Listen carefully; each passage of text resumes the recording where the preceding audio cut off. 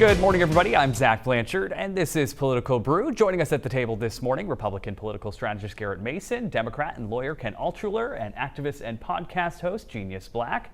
Happy Memorial Day weekend. Same to you. Thanks for being here. First, Governor Janet Mills signed an executive order this week to create the Maine Infrastructure Rebuilding and Resilience Commission. The group, made up of 24 members, will study the state's response to those extreme weather events over the last year and a half, including storms in December and January that caused more than $90 million in damage to public infrastructure. Our response to those storms must also include looking forward. It must also include asking the hard questions about what we can and must do to withstand storms to come. And a lot of lobstermen and other coastal businesses are really struggling right now. Is this the solution? Not the solution, but a solution, a great contribution to move forward. In this day and age, we recognize climate change, and that is what has caused these terrible storms that we had recently in April and March. And this is a step in the right direction. Analyze it, prepare for it, plan for it. Nothing replaces money when businesses are suffering, but you have to be able to anticipate it and plan for it to reduce that cost, and I think it's a great step forward. Garrett, is the governor doing enough? Yeah, I mean, I think it's, like Ken said, part of a solution. I think when you look at climate change and you look what's happening in Maine on our infrastructure, it's something that we all agree on. It's something that Republicans and Democrats have been passionate about in the legislature, making sure that money goes towards the highway fund and towards building projects. I mean, that's why Republicans were so upset about a lot of that money moving out during the budget process. Wanted to make sure that it stayed in there and was able to draw down federal dollars and all the good things that come along with that. So, I mean, I think this is a solution. I think we need to make sure that it isn't taken over by any special interest groups, because I've seen this all too often, things like project labor agreements and carving out work for certain people. We need to make sure we steer away from that. This needs to be about infrastructure and improving the plight of Mainers when they need to get to where they need to go. Genius? Yeah, no, I'm agreeing with a lot of the things that I hear, I would say, and I think this is a big step, a big move, a necessary move, and I think it creates a better, safer, more secure Maine for all of us moving forward. But I will say, although I'm a big fan of this commission, when I was reading through everyone that's involved, their expertise and why they're involved, it made a lot of sense. But what I saw missing, and this is something I check for a lot in the state of Maine, is indigenous or Wabanaki wisdom. I think that these are people whose descendants have been here for thousands of years. We've seen all types of climate change up and down. And I just feel like that piece was missed. I don't really love those voices and that wisdom not being part of the commission, because it's about more than engineering and infrastructure in the literal sense. But outside of that, I'm a big fan, and I think it's a powerful move. Well, right? I think one of the things you'll see too is I think that you'll see the governor play a very strong hand in the commission itself. She did something similar with the farm worker bill, and that got taken over. And the bill ended up being, she vetoed her own bill.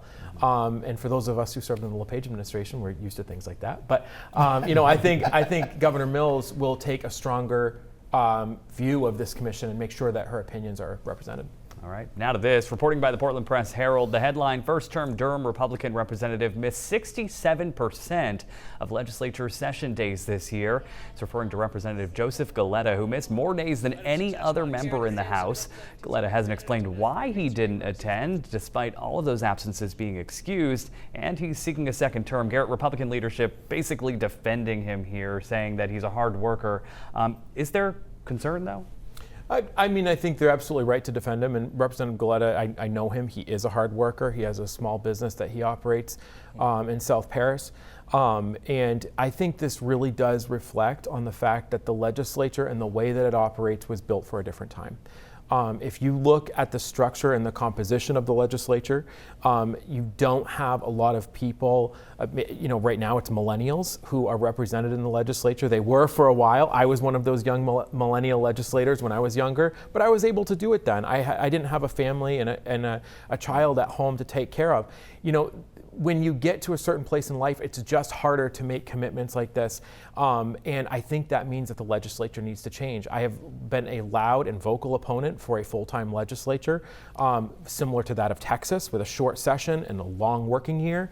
I think if you made some of those changes, they wouldn't have to make tough decisions like this. Ken, 67% though, that's a big number. I don't buy it at all. Inexcusable. If you can't go to the sessions, don't run for office. I'm sure that my friend here, when he was in the legislature, managed to make the sessions which he committed to his people. And by the way, his committee meetings made zero. You could zoom in. Anybody can zoom in. This is a new day and age. So I criticize leadership for rubber stamping their granting these absences on both sides. It's inexcusable. If you can't make the sessions, don't run for office, period. And Genius, at the end of the day, though, we want people who represent everyday working Mainers in office, right? Absolutely. I think it's critical. So it takes me to when I was doing research for the Maine's Black Future podcast, episode 5, learning about Gerald Talbot, really going deep on him and his family. And I just realized how perfect he was to be a citizen legislator at that time in the 70s when he was made that legendary move. And so when I compare the perfection of a person who's really poised to bring a powerful perspective to help make these legislative decisions, draw up bills, being absent 67% of the time does not allow your powerful perspective to adequately influence what's going on. That's a miss. I can't say it's a win. I want citizen legislators. I think it's powerful. You can't just have people who know nothing about, as they say, being boots on the ground. But 67% is not being there enough. It's being absent. And finally, something we never thought we'd see play out in a DC hearing room. Your fake eyelashes are messing up. No, what you're ain't reading. nothing. Hold on. Listen. Order. Mr. Chairman, That's beneath would even you your please history. regain That's beneath order even of your you. committee? Order. I'm just curious, just to better understand your ruling. If someone on this committee then starts talking about somebody's bleach blonde, bad built butch body, that would not be engaging in personalities, correct? A what now? If you haven't seen that exchange, it's Congresswoman Marjorie Taylor Greene and Jasmine Crockett going at each other during a hearing about the Justice Department's handling of President Biden's special counsel interview. Genius, a lot of hype around this. Par for the course or a step too far? Well, I don't see everything they do, but and I'm not gonna call it a step too far. I think that what happened is Marjorie Taylor Greene changed the decorum. She stepped outside of the decorum, and to me, I saw it switch over to, again, growing up as an African American in Texas, playing the dozen, snapping, going back and forth, making sure that you best that other person using your intellect, and making people laugh. I think that when it went back to Jasmine Crockett, based on what she said, I think the audience would have went crazy at her response, because although that might not be the most professional reality, you have to be able to meet people where they are. And if they're going to be acidic, you can't always try to be the opposite. Sometimes you got to meet them where they are. So that's what happened. Garrett? I'm speechless. To be honest with you, I think it's inexcusable. Like I think everybody in that scenario. We didn't see the clip of, AOC saying "baby girl," to Marjorie Taylor Greene. That was also another added piece to all this. It's really sad. I mean, for a moment, I thought we were watching a House of Commons debate. They get pretty nasty over there. So it's just inexcusable, and there was some fun pop culture moments in it. The TikTok videos and stitches are hilarious, especially Marjorie Taylor Greene when she's doing a CrossFit workout, and it's dubbed over the words of Representative Crockett and what she's saying. So she had fun with it too. But the bottom line, it's not a good look, and it's unfortunate. Ken? Just when you think the bar cannot get any lower, it goes underground. There's absolutely no excuse for this kind of behavior. A personal attack does not belong in the House of Representatives. I wish Representative Crockett had simply said, I'm not lowering myself to your level. I think that would have been a classy thing to do. I like how she did it as a question to the chair, so that was funny and ironic, but take the high road. Don't take the low road. Don't contribute. I would have loved to see a Democrat just say, no, I'm not going there with you, And it's on both sides. I'm not going to just blame Republicans on Democrats, but can we please have some civility in our House of Representatives and Senate for once? I think the answer is no. but it'd be nice to see. I was listening to an interesting podcast this morning on my way in, and it was Ted Cruz talking to Meghan McCain on her podcast. And Ted Cruz says, we don't do stuff like that in the Senate. We all like each other over here. So it's similar to the Maine legislature too, by the way, right? Yeah. We're going to take a quick break. The Weekend Morning Report is back right after this.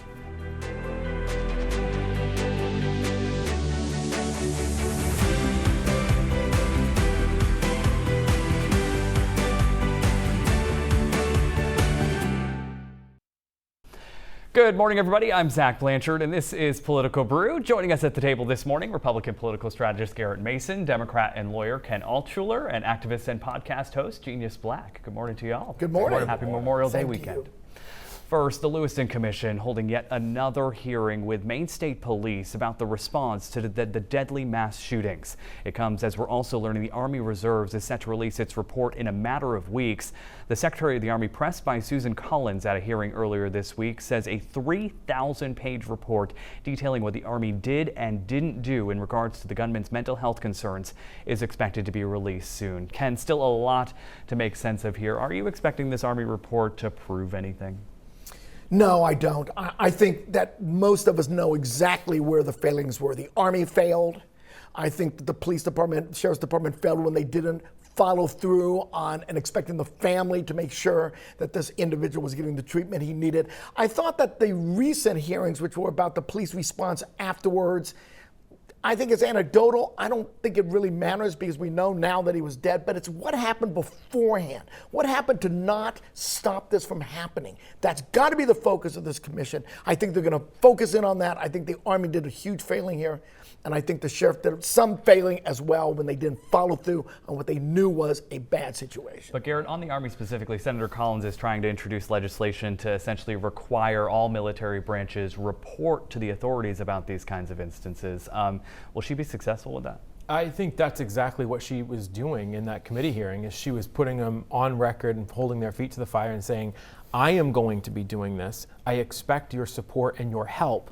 And that's why we are so fortunate to have Senator Collins where she is, because she knows how this game works. I'll just be completely honest with you. A 3,000-page report is dock dumping. That is we want to throw a bunch of stuff out there and hope nobody finds anything that we did wrong. That is a huge report that could be distilled very easily. But I will tell you this, and this is an issue close to my own heart. There is a huge mental illness problem in the military. There is a mental health crisis in the military, and it needs to be addressed. We have men and women in uniform that need our help, and I hope that Senator Collins is able to get some answers. If there's anyone in Congress that can, I'm sure that she'll be able to, and I have no doubt that our tripartisan delegation in DC is well poised to make that happen. Genius, do you think so? Yes, I do believe that we are well poised. I was reading through the transcript of the conversation in terms of the Secretary of the Army and Senator Susan Collins, and I liked at the end, like Garrett pointed out, she sought that commitment, right? She sought, I need you to help me with this. Yeah. And I think that's going to be good for Maine, and it hit me that it's going to be good for the entire country. And I have to just echo, we know that there are problems inside of our military. We respect and appreciate and love our military and our soldiers on all branches. But that life comes with a lot of issues, and I like seeing progress towards keeping both our soldiers safer and, of course, other people, civilians and people, things like that. I guess I also have to add that I also think that looking at law enforcement and some of these instances that we see in Maine and across the country of these traumatic episodes and these different things that happen, I think that there should also be some scrutiny of what happens in these things. But right now we're talking about the Army. So. All right, we'll leave it there. Just weeks to go until the June primaries. Last week we talked about CD2. This week CD1. Andrew Piantadosi and Ron Russell are both looking to challenge Democratic Congresswoman Shelley Pingree.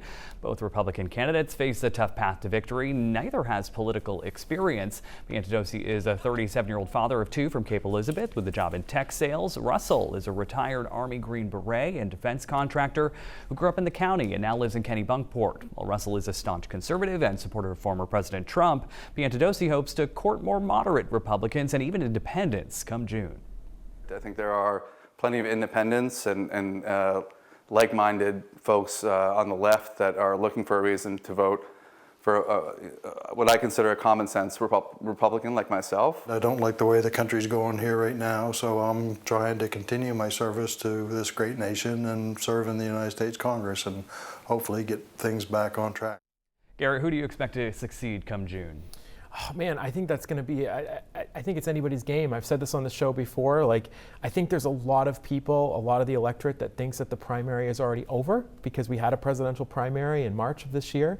So I think that's a factor. I also think that the fact that independents can vote and that there is no Democratic primary on the ballot. Independents might want to come out and cast a ballot for one of these gentlemen. So I really don't know. There's not a ton of polling out there on the race.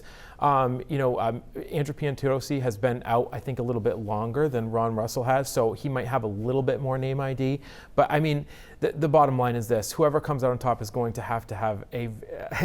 It's going to be a tough race. Maine's first district is not necessarily Republican friendly, and so I think the last one who put on a really good show there was Dean Scontris back well over 10 years ago now. So. Yeah.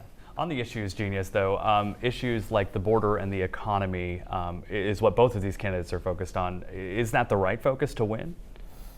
I do think that Republicans and conservative voters really do care a lot about the border, but I will say hearing about it being hyper-focused on, I think is particularly for moderates, it's a signal of less than honesty. And the reason I say that is that in the state of Maine, immigrants, migrants, all kinds of people are very important to Maine, but then also we just don't have the experience to back up what a lot of people down south are saying migrants and immigrants are doing. So for me, I noticed that one of these candidates is I'm with Trump and he's really talking about it, and one person is mentioning it but not going so hard. I think for the moderates that not going so hard, we're in Maine. I'm from Texas and it's a different issue in Texas, but migrants and immigrants in Maine help us economically, all types of things, culturally. So our experience just isn't what people in Texas and down south are screaming about. So I don't know that's a good thing. And Ken, as Garrett mentioned, obviously the first district is known to be very liberal. Are they likely to pull out those voters from those more rural communities in the district? It doesn't matter. Shelley Pingree's going to win. This is window dressing for the Republican Party. I'm sorry. Dean Scontris was a good, viable candidate, strong personality. But it doesn't matter. Shelley's going to win. I will say the interesting difference between these two candidates, I have to say it, is age. You have one that certainly appears to be considerably more youthful. And in this day and age where we're talking about the age of the people running for president, I think that makes a difference. And I think I would be interested to see if the youth vote propels the younger of the candidates into office, into that nomination. And it'll all come down to turnout in the end. In the presidential race, big news for former Republican candidate Nikki Haley, saying she will in fact back former President Donald Trump despite campaigning hard against him. Haley called President Biden a catastrophe, but urged Trump to work hard to gain her supporters. Garrett, are we shocked here? I'm not shocked. I am a little surprised. I'll be completely honest with you. Ambassador Haley put on, a good campaign for the primaries, considering what she was up against in former President Trump. But I am a little surprised that she came out and said she was going to do it. She had a lot of people in the Republican Party who just they can't do it. They cannot pull the lever for Trump. And in 4 years, I do think that President Trump's going to get elected. He's not going to be there. He's termed out. So I think she's also realizing that if she wants to take another stab at this in 4 years, she's got to play nice. She might not win the president's favor, but she might be able to win some voters' favor. Can Trump actually win her voters, though?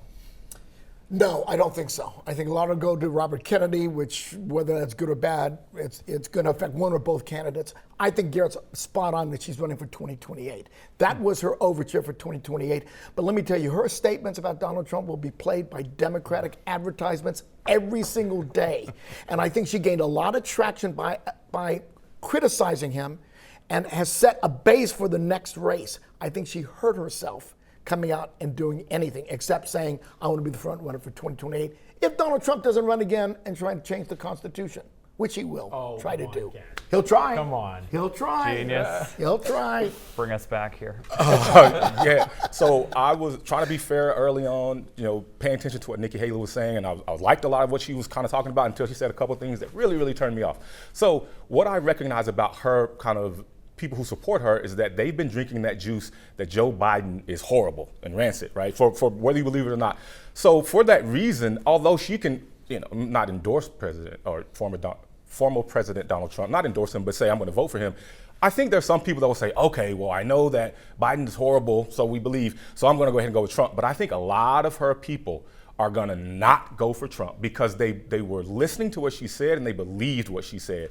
So, yeah, it was a move. I guess for me, it's not that surprising because you got to kind of make some hard decisions right now. But I think a lot of her people aren't going to just go to Trump. I don't think they were ever there. I mean, there was an entire, when in 2020, I have dear friends who I served with in the legislature who are Republicans who went out and just could not vote for Donald Trump, and they endorsed Biden. They were always voting for Biden. So in my opinion, those folks were never there. So I don't think that there is ever, this big sea change that needs to happen to bring Haley voters back. It's just not there. They're more likely to stay home and not vote for anybody. That's what I think will happen. All right, let's wrap things up with winners, losers. Ken, we'll start with you. So the winners this week are the college athletes who have finally been able to be compensated for the use of their images after the NCAA was sued. Billions of dollars universities made on these college students without any compensation to them. They're the winners. The losers are, in my opinion, the leadership in the legislature who will not call accountability to their people when they don't show up as representatives of their people. The leadership. Bad enough for the representative to not appear. Worse for the leaders to not call them on it. Genius? Ooh, okay. So for a winner, I'm going to have to return to the game of the dozens that we saw there between Marjorie Taylor Greene and Jasmine Crockett. And I just have to say that, again, just knowing the rules of how that works and the audience is the one who tells you if you win, I just have to say that the winner was definitely Jasmine Crockett. Even if you think it was inappropriate, she still won. In terms of a loser, I'm actually going to have to look at that same situation. I was really... Once I looked into it and realized that in between Jasmine Crockett saying what she did and the previous thing, there was this whole vote that our Republican, brothers and sisters there had to say that what MTG said stays. And once I realized that that was a game being played, I was really disappointed because that's kind of changing the air of decorum and what the expectations is. And so in that sense, I think the American people lost.